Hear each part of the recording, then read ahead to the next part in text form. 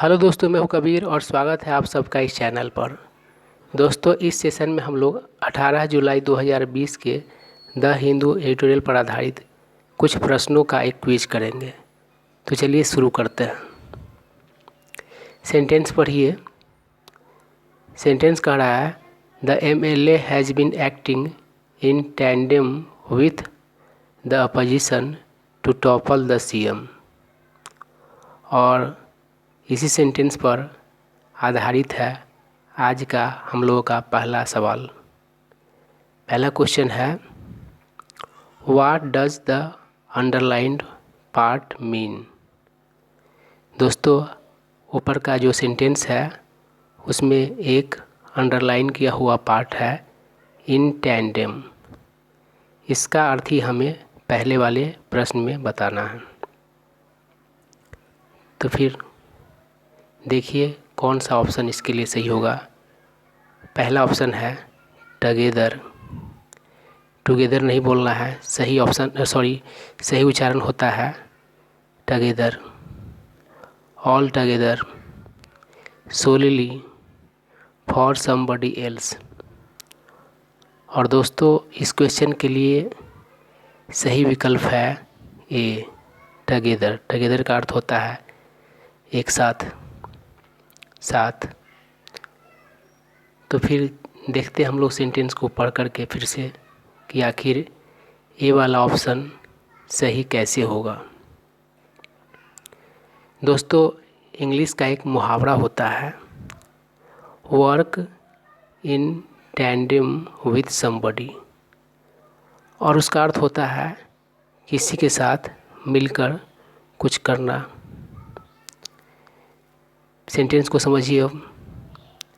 करा है the MLA has been acting in tandem with the opposition to topple the CM। Topple का अर्थ होता है सत्ता, पदवी इत्यादि से हटा देना, बेदखल करना।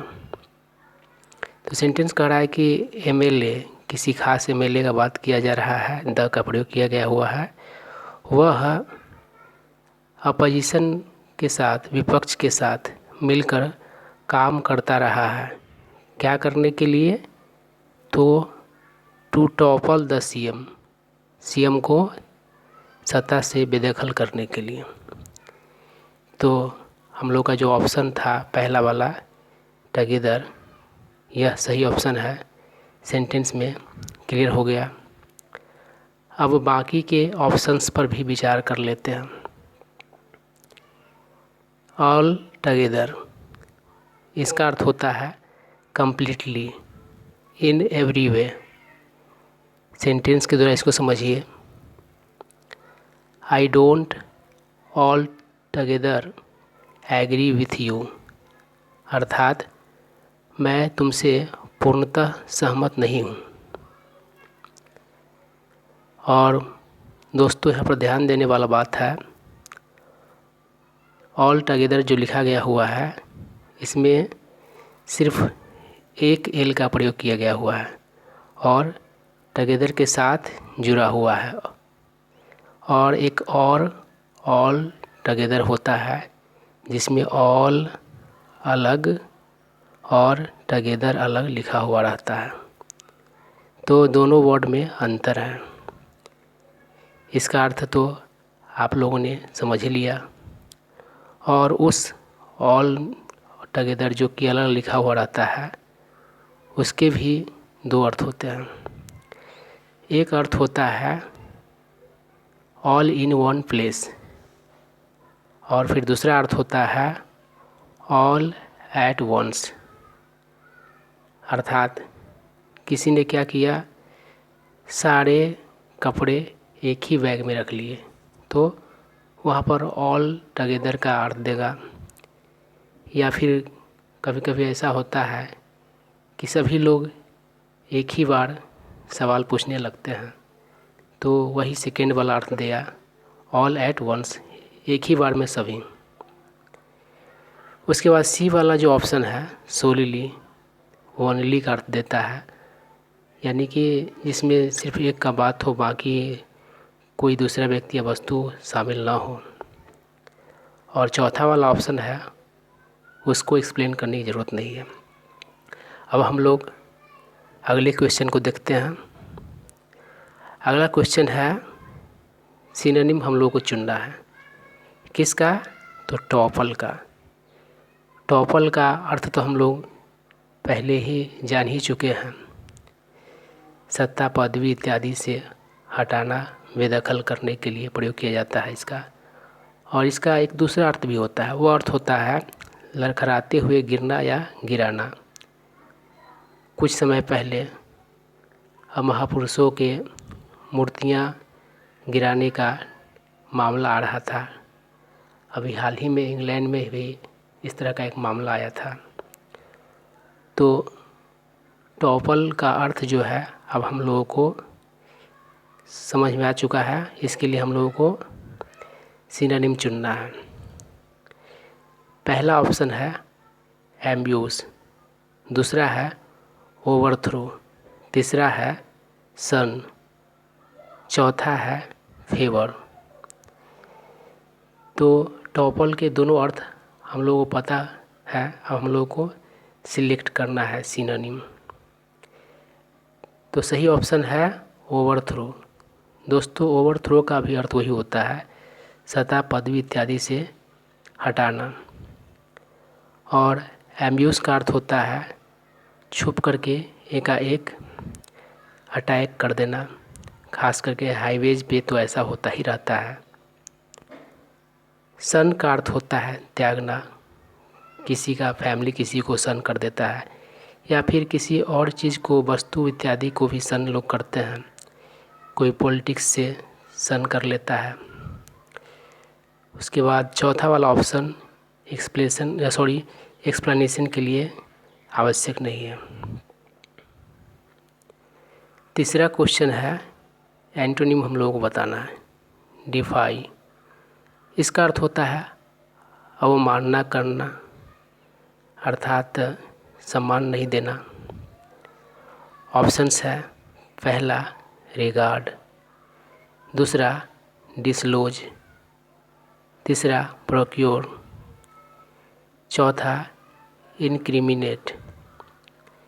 तो दोस्तों, पहला वाला ऑप्शन सही होगा, रिगार्ड करना। मान लीजिए कोई व्यक्ति अगर कानून इत्यादि को या नियम इत्यादि को डिफाई करता है, तो इसका अर्थ हुआ कि वह उसका पालन नहीं करता है, उसको सम्मान नहीं देता है। लेकिन अगर उसको रिगार्ड करता है तो इसका अर्थ हुआ कि उसका ध्यान रखता है, उसका पालन करता है। तो इस तरीके से हम लोगों का जो सही विकल्प है वह ए वाला है। फिर बाकी के ऑप्शंस जो है उन पर ही विचार कर लेते हैं। दोस्तों, दूसरा वाला जो ऑप्शन है डिसलोज, यह ऑप्शन टॉपल का अर्थ देता है। और प्रोक्योर, इसका अर्थ होता है मुश्किल से प्राप्त करना। जब तक ऑनलाइन का ज़माना नहीं था तो शायद आप लोगों को याद होगा कि फिल्म देखने के लिए कैसे टिकट प्रोक्योर करते थे, किसी भी तरह से जुगाड़ करते थे, प्राप्त करते थे। और इनक्रिमिनेट का अर्थ तो आप लोगों को स्पष्ट हो रहा होगा। इसका अर्थ होता है फंसाना, अर्थात किसी को क्रिमिनल बताने का कोशिश करना, बताना। उसके बाद चौथा क्वेश्चन है फिल इन द ब्लैंक्स का है, और सेंटेंस पढ़िए। The MLA still has some more tricks dash his sleeves. Options है, पहला इन, दूसरा इनटू, तीसरा टू, चौथा अप। और दोस्तों, इसके लिए सही ऑप्शन है डी। दोस्तों, यह क्वेश्चन भी मुहावरा पर आधारित था। इंग्लिश का एक इडियम होता है हैव, यहाँ पर हैज का प्रयोग किया गया हुआ है सब्जेक्ट के हिसाब से।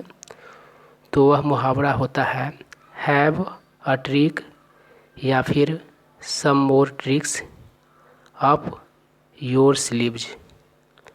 और उसका अर्थ होता है कोई आइडिया या फिर कुछ और उपाय आपके पास होना जिसको आप तैयार रखें, ज़रूरत पड़ने पर उसका आप उपयोग कर सकें।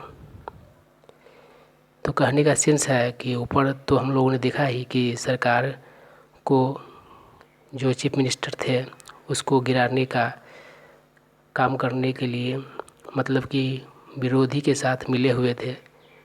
तो और दूसरा तरीका भी इसके पास है सीएम को टॉपल करने का। तो उस मुहावरे में अप का प्रयोग होता है।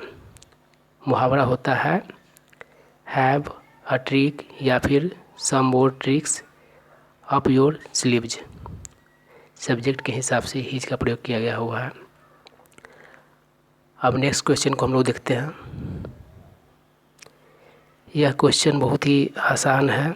देखिए, कह रहा है the police rounded up 10 people in connection for the murder. देखिए ध्यान से, बहुत ही आसान क्वेश्चन है। पहला वाला ऑप्शन में है द पुलिस राउंडेड अप, इस पार्ट में गलती है, या फिर बी वाला पार्ट है 10 पीपल, सी वाला पार्ट है इन कनेक्शन फॉर, और डी वाला पार्ट है द मर्डर। तो दोस्तों स्पष्ट पता चल रहा है इन कनेक्शन विथ होता है, फॉर नहीं होता है। मतलब के संबंध में या किसी कारण से इन कनेक्शन विथ का प्रयोग होता है।